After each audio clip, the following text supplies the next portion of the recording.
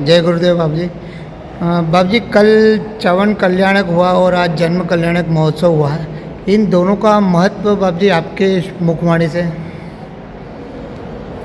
पहली बात कि किसी भी महापुरुष का जब अवतरण होता है तो ये जगत के जीवों के लिए सुख कारक होता है। इसमें महापुरुष है नहीं, ये उत्तम उससे उत्तम पुरुष है, यानी कि अरिहंत परमात्मा है।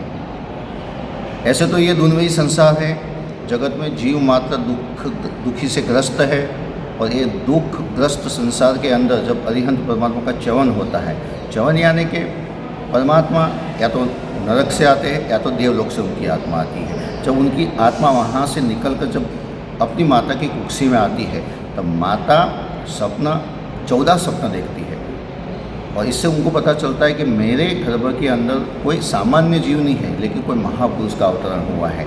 और इसलिए प्रभु जब गर्भ में आते हैं तो ऐसा कहा जाता है कि भगवान का ये संसार का चारों चक्कर का भगवान का अंत हो गया, यानी कि भगवान का अंतिम बार संसार में आना हुआ, अंतिम बार भगवान माता के गर्भ में आए। अब उनको अन्य और माता बनाने का कारण नहीं बनेगा, अन्य और माता बनाने की ज़रूरत नहीं पड़ेगी। इसलिए जब परमात्मा की आत्मा देवलोक से निकलकर जब माता की कुक्षी के अंदर आती है तो ऐसा कहा गया है कि चारों गति के अंदर, चाहे नारकी के जीव हो, चाहे देवलोक के जीव हो, चाहे संसार में कोई भी जीव हो, तिर्यंत गति के जीव हो, सभी जीव क्षण मात्र आनंद का अनुभव करते हैं, क्षण मात्र सुख का अनुभव करते हैं। नारक में इतनी पीड़ा होने के बाद भी जब प्रभु का च्यवन कल्याणक, यानी कि प्रभु के जो कल्याणक होते हैं, ये तो पहला होता है च्यवन कल्याणक। जब कल्याणक इसलिए होते हैं कि कल्याण करने वाले हैं, तो इसलिए सभी जीव क्षण मात्र सुख का अनुभव करते हैं। इसलिए प्रभु जब अपनी अंतिम गति से निकलकर जब माता की कुक्षी के अंदर आते हैं तब चारों गति के अंदर, जगत के अंदर क्षण मात्र आनंद का अनुभव होता है। और ये खाली जगत के जीवों के लिए नहीं, ये सीधा इंद्र लोक में भी उसका प्रभाव पड़ता है। इंद्र को भी पता चलता है, इंद्र, इंद्राणी, देवलोक, सूर्य, नर सभी मिलकर प्रभु का च्यवन कल्याणक जब वहाँ से प्रभु को वंदन करते हैं और माता को भी वंदन करते हैं, उसको बोलते हैं च्यवन कल्याणक, यानी कि प्रभु का अंतिम बार गर्भ में आना।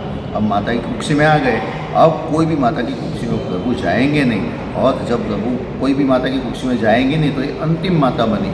इसलिए प्रभु को तो यही प्रार्थना करता है कि प्रभु आप अपनी माता की कुक्षी में पधारे, इससे जगत के जीवों का कल्याण हुआ। अब आप मेरी हृदय कुक्षी में पधारो तो मेरा भी कल्याण हो सकता है। और गर्भ के समय जब पूर्ण होता है उसके बाद प्रभु का जन्म होता है। कहा गया है कि सामान्य तीर्थंकरों का जन्म मध्य रात्रि में होता है। मैंने पूर्व में कहा ऐसा तीर्थंकरों का जब जन्म होता है तब भी चारों गति के अंदर, जगत के अंदर सभी जीव क्षण मात्र सुख का अनुभव करते हैं। प्रभु के 5 कल्याणक हैं, च्यवन कल्याणक, जन्म कल्याणक, दीक्षा कल्याणक, केवल ज्ञान कल्याणक और मोक्ष कल्याणक। के 5 कल्याणक जगत के जीवों के कल्याण करने वाले हैं, इसलिए उनको कल्याणक कहा गया है।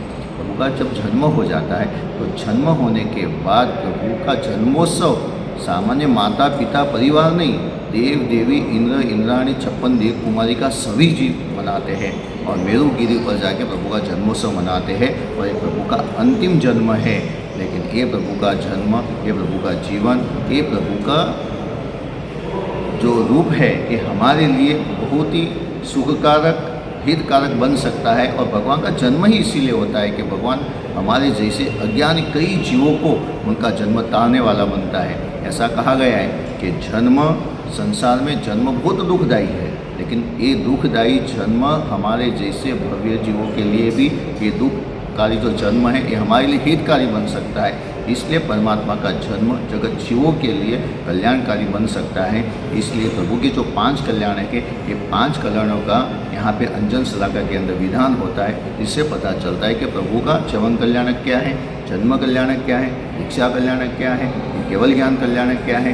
उसके बाद जब प्रभु की प्रतिष्ठा होती है तो ये प्रतिष्ठा सारे शहर के लिए, सारे नगर के लिए सुखकारी बन सकती है। ये प्रभु का प्रभाव है, अरिहंत का प्रभाव है, अरिहंत का अतिशय है कि अरिहंत का जन्म खाली उनके परिवार के लिए नहीं, लेकिन जगत के जीवों के लिए हितकारी बन सकता है, शुभकारी बन सकता है, तारणहारी बन सकता है।